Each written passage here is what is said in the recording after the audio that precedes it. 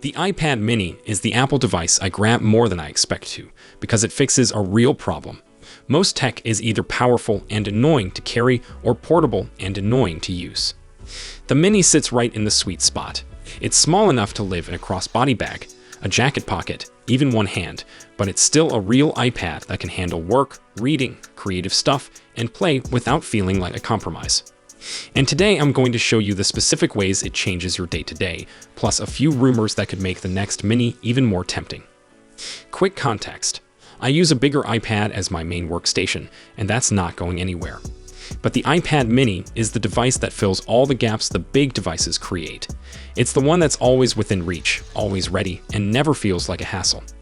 That portable form factor is the whole point. Thin, light, and easy to hold for long stretches. On a plane, it doesn't fight for space with the tray table. On a couch, it doesn't feel like you're balancing a laptop. And when you're moving around the house, it's the one you can pick up and keep going. So here's the plan. I'll run through the best real-world uses, the ones that actually stick after the honeymoon phase, and then I'll talk about the rumor mill and what I'd want Apple to do next. First, content consumption, because this is where the mini is instantly. No, it's not an OLED panel, and if you're coming from an OLED phone, you'll notice that deep black difference in dark scenes. But in exchange, you get a screen that's big enough to feel immersive and small enough to be effortless. Streaming on the mini is the easiest way to watch a show without turning it into an event. Coffee shop, kitchen counter, hotel bed, commute, flight. It just works. Add AirPods, and suddenly you've got this little personal theater that doesn't drain your phone battery and doesn't demand you haul a bigger tablet. And it's not just video.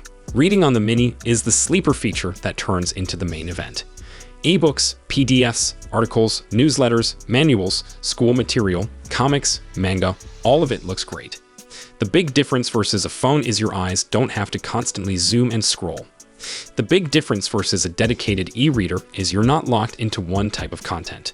Color makes comics and textbooks actually enjoyable, and features like True Tone and Night Shift help during longer sessions. If you throw on a matte screen protector, you can cut glare hard and get that more paper-like vibe. I'm not here to say it replaces every Kindle for every person, but for a lot of people it gets close enough that you stop carrying a second device. Second, note-taking and quick capture. The mini is the size where taking notes feels natural. It's not this giant slab you have to commit to. It's more like a digital notebook you can pull out at any time. Pair it with an Apple Pencil, and you've got a setup that's fast, quiet, and flexible. You can jot a grocery list, map out a project, sketch a thumbnail, annotate a PDF, or take lecture notes without thinking. And iPad OS has gotten way better at turning messy human input into something usable. In Apple Notes, you've got handwriting tools, quick shapes, scanning, and math features that can solve as you write. If your handwriting looks like it was written during an earthquake, the system can clean it up. And if you want to go from handwriting to text, that conversion is fast enough that it actually fits into real life. Then you've got apps like GoodNotes and Notability that push it even further for people who live in notebooks all day.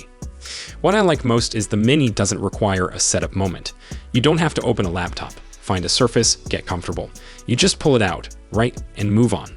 Third, the mini as a creator tool. Specifically, it's an underrated teleprompter. If you film videos, client work, reels, tutorials, presentations, anything where you need lines in front of you, the mini is the perfect size. You load a script into a teleprompter app, put it near your lens, and you're done. It's small enough that it doesn't dominate your setup, and the text is still readable at a comfortable distance. The end result is you sound more confident, you stay on track, and you waste less time re-recording because you forgot a point. For voiceovers, same thing. Script on the mini, mic on, and you can scroll with a finger or a Bluetooth remote. Fourth, Mac users. Sidecar turns the mini into a portable second display.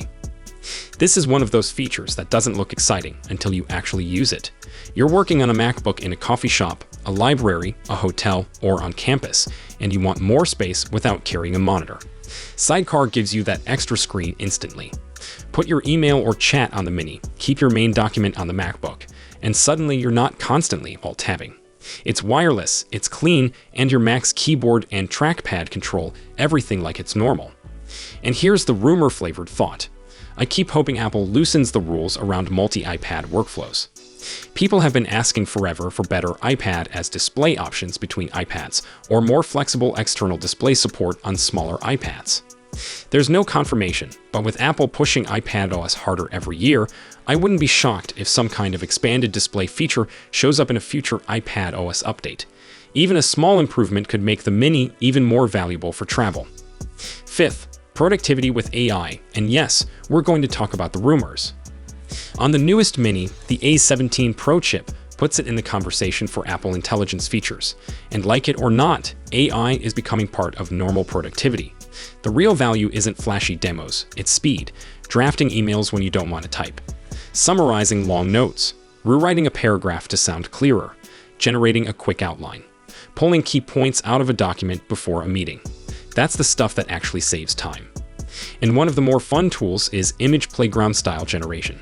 The idea of creating quick visuals right on a tiny device sounds silly until you need a thumbnail concept, a placeholder graphic for a deck, or a quick social post image. Having it baked into the system matters because it's frictionless. You're not constantly jumping between apps and logins. Now here's the rumors angle. There's noise that Apple Intelligence, Siri, and the overall assistant experience could get a major overhaul in upcoming software.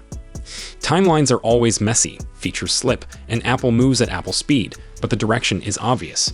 If Apple makes Siri actually useful for real tasks, and if the on-device features keep improving, the Mini becomes even more powerful because you can do more with less typing and less setup.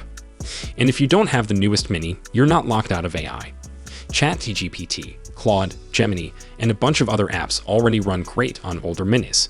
So don't treat AI as the only reason to upgrade. Treat it as a bonus that's getting better over time. Sixth, casual gaming and controller play. I'm not pretending the Mini is a hardcore console replacement, but it's an awesome middle ground. Bigger than a phone, easier on your eyes, and more comfortable for longer sessions.